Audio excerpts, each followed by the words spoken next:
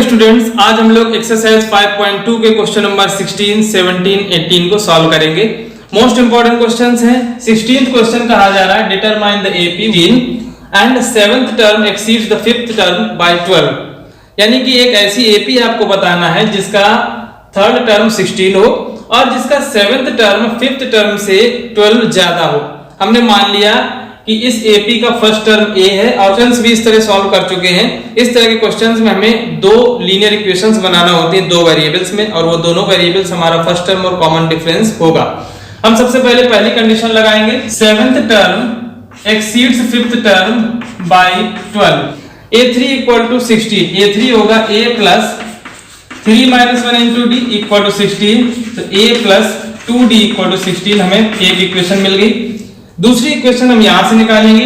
a7 को लिख सकते हैं a plus 7 minus 1 into d minus a5 को लिखेंगे a plus 5 minus 1 into d equal to 12। इन ब्रैकेट्स को ओपन कर दें।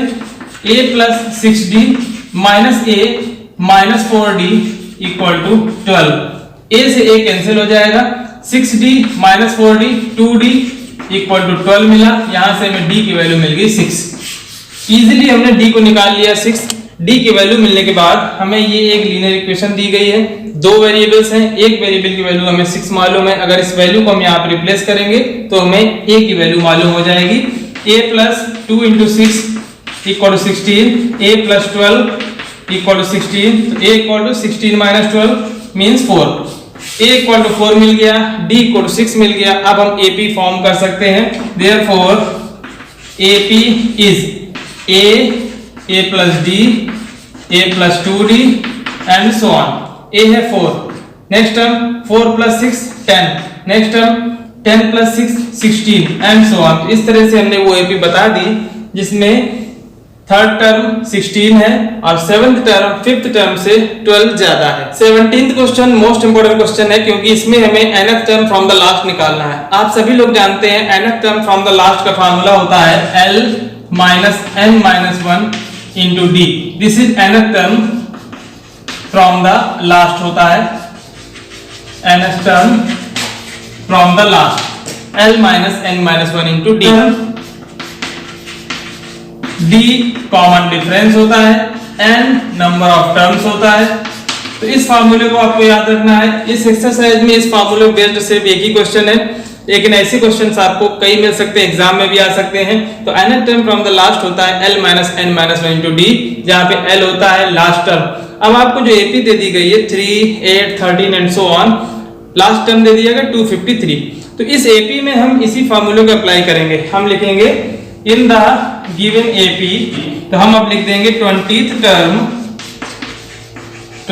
Term from the last term equal to L minus n minus 1 into d. सारी वैल्यूज केवल रिप्लेस कर देना है। L equal to 253 minus n equal to 20 minus 1 equal to d equal to है 5।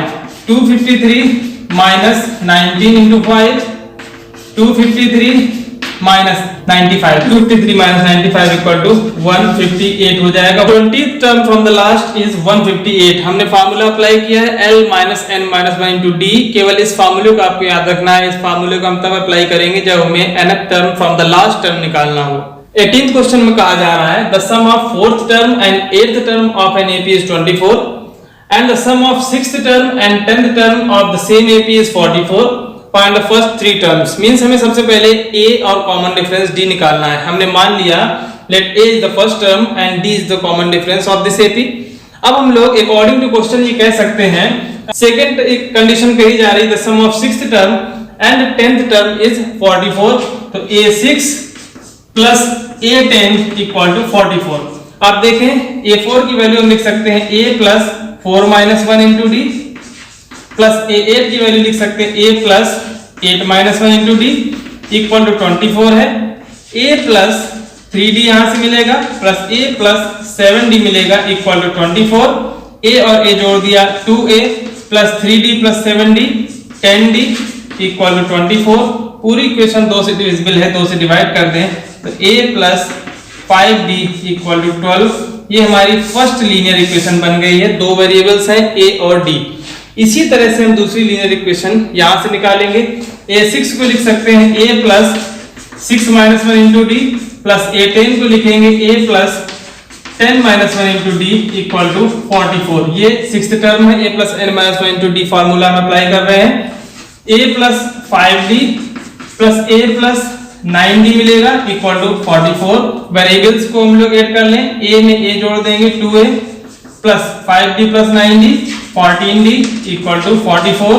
पूरी इक्वेशन में 2 से डिवाइड कर दें तो a plus 7d equal to 22। ये हमारी सेकंड लीनियर इक्वेशन मिल गई है। इसको हम इक्वेशन नंबर 1 कह देते हैं, इसको इक्वेशन नंबर 2 कह देते हैं। अब हम इन दोनों इक्वेशंस को किसी भी मेथड से सॉल्व कर सकते हैं। हम लोग एलिमिनेशन मेथड अप्लाई किए देते हैं।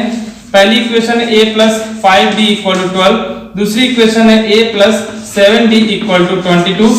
इन दोनों को हम सब्ट्रैक्ट करेंगे तो a एलिमिनेट हो जाएगा, माइनस माइनस माइनस सारे साइन बदल गए, a से a कैंसिल हो गया, 5d minus 7d minus 2d बच गया, और 12 माइनस 22 माइनस 10 मिला, d इक्वल टू 5 मिल गया। कॉमन डिफरेंस हमारा 5 हो गया। d की वैल्यू किसी भी इक्वेशन में रखेंगे तो हमें a की वैल्यू मिल जाएगी।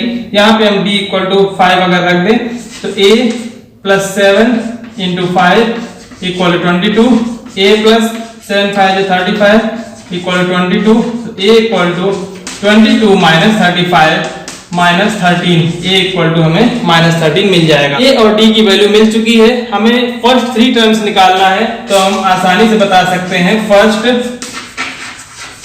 3 टर्म्स, पहले 3 टर्म्स होते हैं a plus d, a plus 2d। a मिल चुका है minus 13, next term minus 13 plus 5 करेंगे, माइनस 13 प्लस 5 माइनस 8 बचा, फिर माइनस 8 प्लस 5 करेंगे माइनस 3 बचेगा। तो इस तरह से हमारे 3 टर्म्स हो गए, माइनस 13 माइनस 8 माइनस 3।